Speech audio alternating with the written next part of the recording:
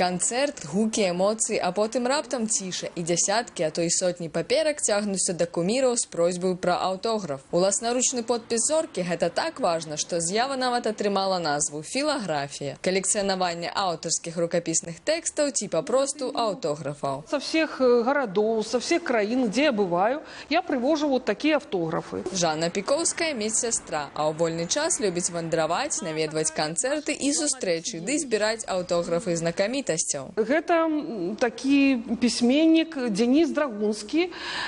Яго бацькі, маці і бацька і бабуля былі родам з Гомеля, а ён ужо нарадзіўся ў Маскве, і в честь яго, в гонар яго напісалі Деніскіны расказы. Аўтографаў Жанна не трымае для сябе, а аддае ў музей аўтографаў у Гомлі. Адзіны ў краіне такі музей існуе толькі 8 гадоў, але мае свае гісторыі. Подпіс Юрыя Гагарына, напрыклад, аддалі музею жыхары Воложына, якія калісьці ўзвялі яму помнік пры жыцці. А Гагарин адказаў ім лістом і здымкам з аўтографам. Агулам экспанатаў каля 1500. Это автографы людей, которые посещают наш город, наших известных людей.